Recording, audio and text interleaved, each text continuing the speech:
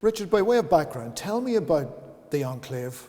Tell me where this territory is and what happened there. Well, it's Eastern Congo, which is on the border with Rwanda and Uganda. And in the mid-90s, the Rwandan genocide happened. And the tribe who committed the genocide, the Hutus, they fled. And it wasn't just their fighters, they also brought their wives and children and their politicians, and the whole infrastructure of a nation kind of was in a mass exodus west into Congo. And this rebel group has totally destabilized Eastern Congo, which has never had great stability in the first place, because the sort of civic infrastructure has broken down over generations of corruption. And so you have a total lack of sovereignty in a way. It's basically a power vacuum. What attracted you to that part of the world? Was it that chaos you've just talked about? My whole art practice, since I was my early 20s, I've been visiting spots like this. And I'm not sure why that is. It's hard to put a finger on why an artist makes art. There's no sort of easy answers to some questions in life. And I feel, every artist has his zone, his interest, his focus, what makes them think. And perhaps it's grown up in Ireland. I grew up in a very nice village called Bennett's Bridge, and it was very peaceful. But indirectly, as a kid, you hear in the 80s about what's going on up north, and that has a sort of an effect on your identity. Also, speaking of identity, I'm from a Quaker family, so at once you're a minority. A double minority in a way. There's very few Quakers in the country. But you also have this, I'm not religious, but I respect my roots insofar as I believe, I like what Quakerism stands for, and one of the most important things it stands for is not only silence, but also pacifism. So there was sort of a motivation there, which at a young age, in my early 20s, I went off to Bosnia, just on a sort of whim and intuition, and a drive. I was a dishwasher in a pub in Berlin, and I saved up enough to buy an old Volkswagen Golf, which was very cheap in Berlin, and I said, feck it, I'm going to give this job up, washing dishes, and I'm going to go off to Bosnia. And at that stage, it was about 6 or 7 years after the war had ended, but the country was still reeling from the civil war. And I immediately got sucked in, very deeply absorbed, and I realized this was my calling. I don't like the word calling, but it was what I wanted to do. Did you go there with a very clear purpose about what you might achieve there, or was it totally exploratory and see what might happen? I was at a very strange juncture in my life. I had run out of cash. I was living in New York, it was a very expensive city, and I had the remains of a grant, and I was angry that I wasn't sustaining. I'd put everything into my practice, and I wanted to destroy or to throw up against the wall my own medium, which is photography, and particularly documentary photography. And I wanted to smash it in a way, which is why I chose this peculiar color palette with this unusual film, which documentary photographers would never consider to use. Well, tell me something, Richard, about the colour. I know there's a technical reason for it, but you must have made some kind of decision that it was a good thing that these pictures would be pink, red. It seems bizarre. Well, so just to explain the film and why the world is pink, it's very important just to lay this down. It's actually a military surveillance film, now discontinued. And their problem was simply that they wanted to find a way to perceive camouflaged enemy installations from the air. They realized that infrared light is reflected off healthy plants, green plants, and that camouflage netting, which looks the same, actually absorbs that light. So what it's for, its purpose is to make visible, to reveal. And really, I was trying to make visible this very overlooked conflict, and to make it more visible. So it really, revealing is a sort of essential aspect of my strategy, really. In terms of the installation specifically, tell me a little bit about the decisions you made in terms of how this was going to be done. It's all the same type of film, but it's 16mm motion picture film. And we decided to install it in a very disorienting way, because we wanted to be true formally to our experience of the conflict.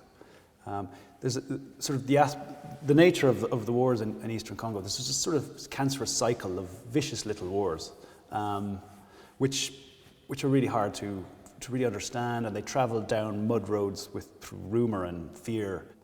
What we wanted to do was to disorient the viewer and put them into this rather kaleidoscopic environment in which they felt some of that fear and really immerse them in a very visceral environment, but also to confuse them and their expectations. We are constantly changing the emphasis of the screens, and some of the screens go dark, and you have to negotiate the space for yourself. So you can't just get into a pattern and sit in one vantage point and watch the whole 40-minute film. In that way, it's quite sculptural, and it forces the viewer to really travel and to walk around. And many of the sequences are shot with a Steadicam. And this is strapped to the body. Strapped to the body, and it's an extremely heavy kit. And it's associated with music videos and MTV and advertisements and well-constructed films, very, very well planned out. And so to bring that technology into a war zone, it's completely against all of common sense and all of the rules of the medium as well, not the medium, of the genre of those types of films, because we don't use it with all the tricks and gimmicks that MTV would use it with. We just really use it quite simply. We walk through spaces, and so it's this sort of hovering, almost ghostly, haunting presence.